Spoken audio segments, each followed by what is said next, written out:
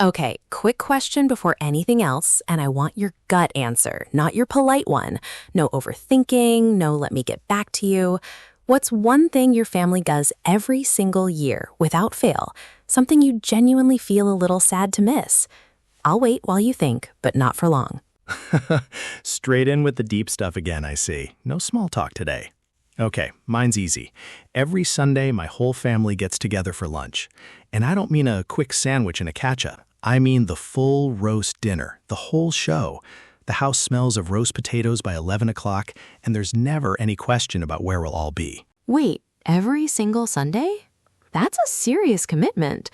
So is that really a tradition, or is it just regular lunch with extra steps? No, it's definitely a tradition. This has been going on for decades. It survived my grandparents, my parents, and now it's on me. It's been passed down, handed down from one generation to the next, like a family heirloom, except you can actually eat it. And trust me, nobody would dare skip it. It's written into the family calendar in invisible ink. And on that note, welcome to the show, everyone. I'm Emma, your host, and this is Jake, my co-host and official Sunday roast expert. Officially, I'm the only one in my family who admits it out loud. Anyway, today's topic is one we can all talk about, a tradition in your family. And honestly, it's a goldmine of vocabulary, so stick with us to the end. Exactly. Traditions are the habits that families pass down, the things you do together year after year, often without really questioning why. They just become part of the furniture of family life. And if you're learning English, this topic is perfect because everyone has a story to tell about their family. You just need the words to tell it. And today, you'll get them. Yeah, and they're brilliant conversation openers, too. You meet someone new, you ask about their family traditions, and suddenly you've got 20 minutes of material. It's the gift that keeps on giving. So, Emma, what about you? You've been quiet about your own family so far. I have, haven't I? I'm saving my story for later. It's a good one. But first, I want the full picture of the famous Sunday lunch. What actually happens there? Give me everything. I want to smell the gravy. Right. Everyone shows up around 1 o'clock. My dad makes a huge show of carving the meat. My mom pretends it's all very calm, even though she's been cooking since 9. And my uncle argues about football at full volume. The same chairs, the same jokes, the same debate about whether the potatoes are crispy enough. It's chaos, honestly. Beautiful, predictable chaos. And I wouldn't trade a single minute of it. Beautiful, predictable chaos. I love that. And the food? Because I need details. I'm a food person, Jake. You know this. The food is non-negotiable, obviously. Roast potatoes, vegetables, gravy. Lots of gravy. And the funny thing is, the recipe never changes, ever. If someone dares to suggest adding something new, you'd think they'd insulted the entire family line. It's like a constitutional rule, but for lunch. Some things are sacred, and gravy is one of them. Don't mess with the potatoes. Okay, but be honest with me. Did you always love it? Because I remember hating family events when I was a teenager. Oh, I hated it. As a teenager, I thought it was the most boring thing in the world. I wanted to be with my friends, not stuck at a table with my relatives for 3 hours. I'd sit there with my arms crossed, counting down the minutes until I could escape. If my friends texted me, I'd reply from under the table, like a spy. Pathetic, really. And now I have to sit here and listen to my past self be roasted on the podcast. A spy under the family table. That's the best image I've heard all week. So what changed? Something must have flipped. I moved away for a few years, for work, and suddenly Sundays were quiet. No noise, no arguments, no smell of roast potatoes. And that's when it hit me. You know the saying, absence makes the heart grow fonder? It means you appreciate something more when you're away from it. I spent those years romanticizing those noisy Sundays, missing every single chaotic minute. And you don't know what you've got till it's gone. So when you moved back, you saw it differently? Completely differently. Now I'm the one who checks the calendar, who makes sure nobody books anything over Sunday lunch. I went from the kid counting down the minutes to the adult protecting the slot. My family still finds it hilarious, by the way. They bring it up at every opportunity. From prisoner to warden, that's character development. Has it ever come close to dying out, though? Fizzling out, slowly stopping, fading away? I imagine traditions are a bit like campfires. They need feeding or they go out. Funny you should ask. A few years ago, my nan got ill, and we missed about 6 Sundays in a row. And the whole family felt a bit lost, honestly. Like the week didn't have its shape anymore. Nobody said it out loud, but everyone felt it. It was the quietest our group chat had ever been. So it's like an anchor for the family, something steady you can count on no matter what else is happening in the world. A bit of structure that nobody has to remind anyone about. Exactly that. When everything else is messy, work, money, life, you always know that Sunday is coming and the table will be full. There's something deeply comforting about that certainty. It's the one appointment that never gets canceled. That's really lovely, Jake. So now you host it sometimes? I'm picturing you in an apron, and I need to know if that image is accurate. I have hosted it, yes. I even burned the potatoes once. My mom still brings it up at every single family dinner. Apparently, I'm the one who nearly ruined Christmas. For the record, it was November, and the potatoes were only slightly crispy. You'd think I'd set the kitchen on fire. November is the new Christmas, apparently. Family lore, you know the stories families love to repeat, really is unforgiving. Okay, my turn. I want to share my family's tradition because I've been sitting on it this whole time. Go on. I promise I'll be kind. Eventually. Noted. So in my family, every Saturday evening we make dumplings together, my grandmother's recipe. And here's the thing. The recipe has never been written down. Not once. It only exists in her head, and she's the only one who knows the exact amounts of everything. She's carried it through 3 generations of our family, and not a word of it is on paper. Wait, seriously? So if she forgets it one day, that's it? The whole tradition just evaporates? Vanishes into thin air? I used to worry about that, but here's the beautiful part. She never measures anything. She just adds a pinch of this, a little more of that, and somehow every single time it tastes exactly right. It's like magic, or memory, probably both. I've tried to recreate it on my own, and mine is good, just never quite the same. A pinch. I love that there's no science to it at all, just vibes and grandmother energy. You can't put that in a measuring cup. Exactly. And everyone has a job. We take turns, we alternate. So one week I'm rolling the dough. Next week I'm filling them. My little cousin's job is to taste the first one before anyone else. It's a very serious responsibility, and she takes it extremely seriously. An official taste tester. Honestly, that's the most important role on the team. The pressure, the glory, the early access to dumplings. I'm genuinely impressed by your family's priorities. And there's always a bit of an argument about whose dumplings come out best. My aunt claims hers are superior. She says it every week with full confidence, and she never changes her story. It's become its own little tradition, the argument itself. And who actually wins? Or is it like football, where everyone goes home convinced their team should have won? It's exactly like football. The competition never ends, and nobody ever concedes. Nobody admits defeat. But honestly, they all taste the same to me. The secret ingredient isn't in the recipe. It's the fact that we're all standing in the kitchen together, talking and laughing while we work. Okay, that's the real recipe. That's the thing you can't write down on paper. You can't bottle that in a jar and hand it to the next generation. Exactly. The food is the excuse. The time together is the point. We could be making anything. The dumplings just give us a reason to gather around the same table, with the same people, week after week. And somehow, that never gets old. That's a lovely way to put it. And you said the recipe lives in your grandmother's head. So what's the plan? Are you going to learn it properly? Write it down at last? I'd be terrified of losing it. We're working on it. My sister's been filming her for the past 2 years. Every Saturday, a new video of her hands. The way she folds the dough, the way she sprinkles the flour without even looking. So even if the measurements stay mysterious, the movements will be captured.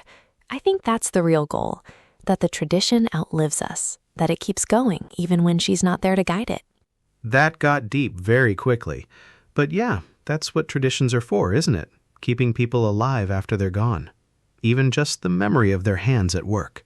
Okay, let me ask you something, and I want your honest opinion. Are all traditions worth keeping? Because I have a feeling some of them are questionable. Oh, absolutely not. Not all traditions are good. My family has one where every year we take a group photo in matching sweaters. Matching. Ugly sweaters. I have 20 years of photographic evidence, and I've been begging to burn the collection for at least 15 of them. The sweaters or the photos? The photos.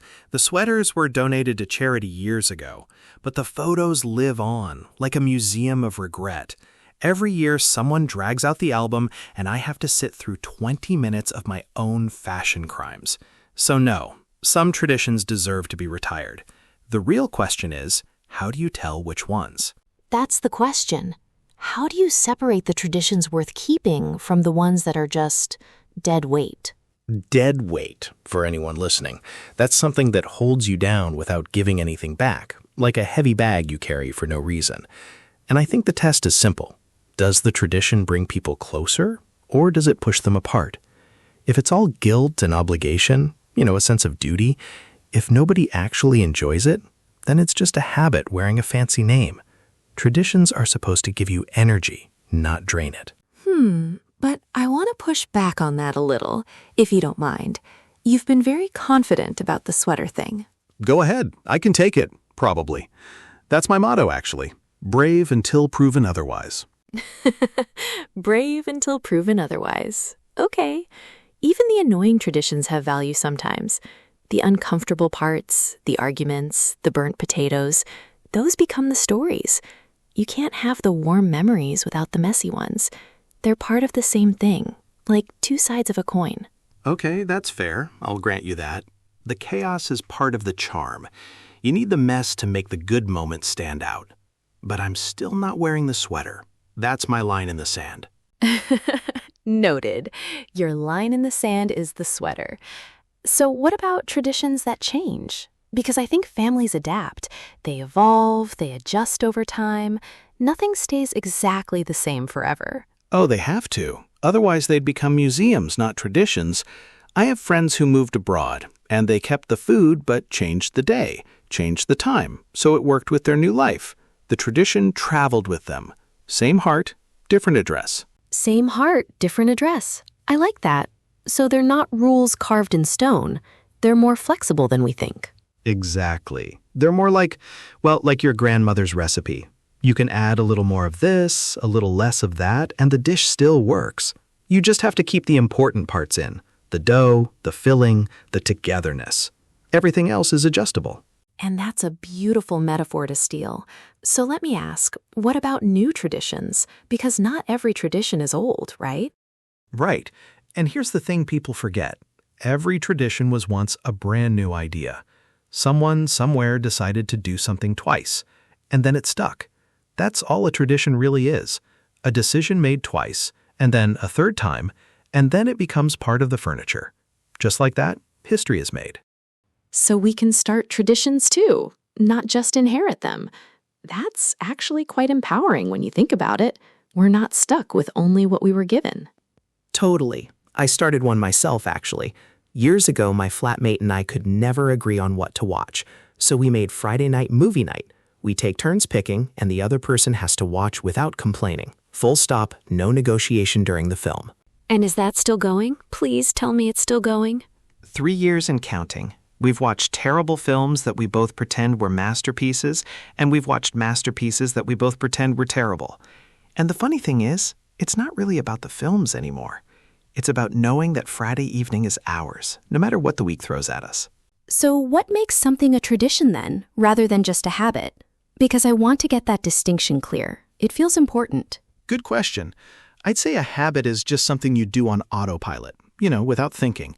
A tradition is something you do with meaning, usually with other people, and usually on purpose. A habit fills time. A tradition fills the heart. Okay, that sounded better in my head, but the idea stands. No, it sounded great. A tradition is a habit with a heartbeat. A habit with a heartbeat. I'm stealing that for the family cookbook. If we ever write one. Which we won't because the recipe lives in your grandmother's head. See, I was listening. You were listening. The cookbook stays in my grandmother's head, where it belongs. Okay, let's take a quick tangent. I want to hear the strangest family tradition you've ever heard of. Something that made you think, where on earth did that come from? Oh, easy. My cousin's family does backwards dinner once a year. Dessert first, then the main course. The kids are wild about it. They dress up, they make invitations, they do the whole thing properly. And honestly, it's genius. Those children will remember it forever, and they'll pass it on to their own kids one day. Dessert first. I love that. See, that's proof that traditions don't have to be grand or ancient. They just have to be kept. Exactly. They just have to be repeated with love. That's the whole recipe, actually. A small thing, repeated with love, becomes a big thing. It's the closest thing to a secret ingredient that actually exists. Okay, that's going on the poster. But let me ask the big question now, the one I've been circling all episode. Why do we hold on to traditions so hard? What are they really for? That's a proper question. I think they're about belonging. They're proof that you're part of something bigger than yourself. A family, a culture, a history. They say you're not alone, and you never were. You're a chapter in a story that started long before you. And continuity, too. They connect you to the people who came before you. When I make those dumplings with my grandmother's hands moving beside mine, I feel connected to her mother, and her mother before that, even though I never met them. It's like being part of a long chain. Yeah. It's like holding a thread that goes back further than you can see. You don't know where it starts, but you know you're holding it, and one day someone else will hold the other end of it. That's beautiful. And I think it's also about leaving something behind, giving the next generation a story to tell about you, a ritual they'll remember you by.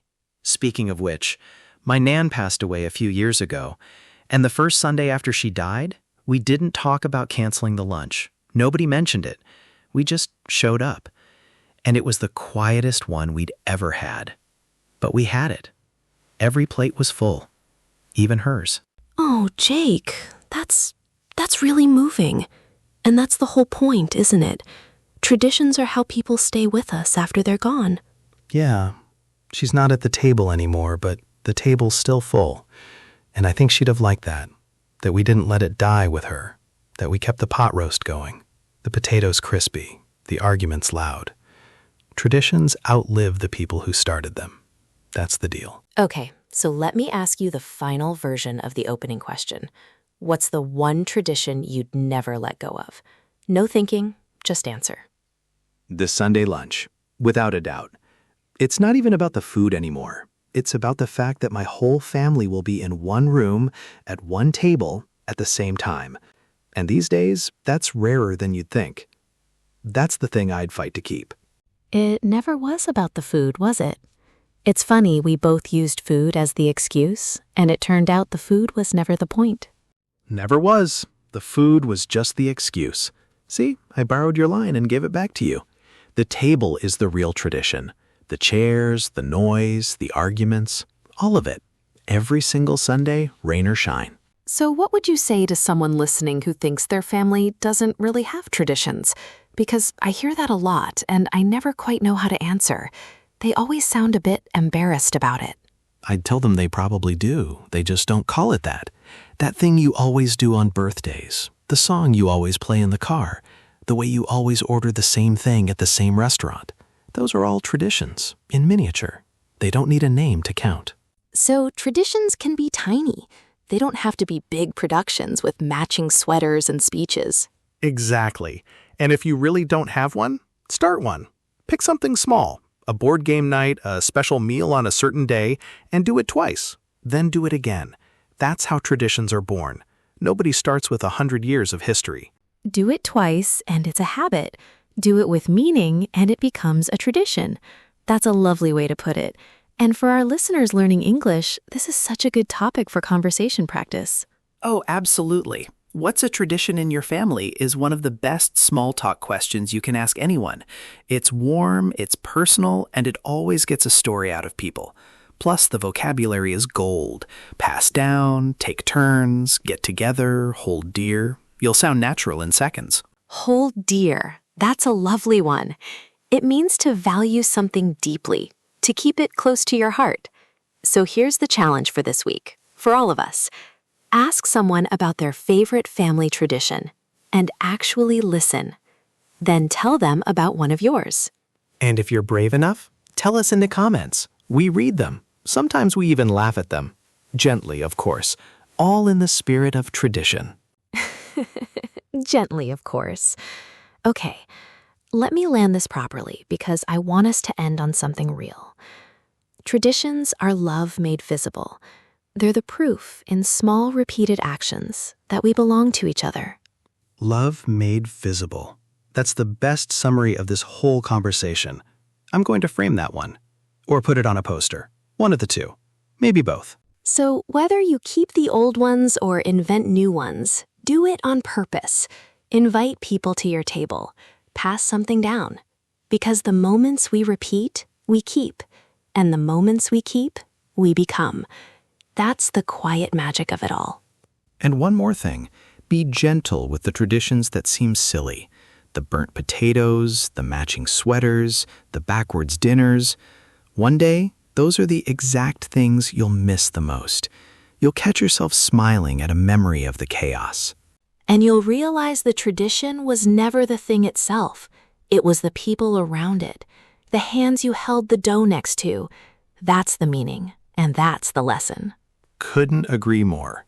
So here's to your family and mine, and every table that's been set with love, even the ones with burnt potatoes, especially those ones. Thank you for being with us today, everyone. Go call your family, ask them about their traditions, and maybe start one of your own. We'll see you next time. Bye for now. Bye, everyone. And remember, the dumplings don't have to be perfect. They just have to be made together. See you next time.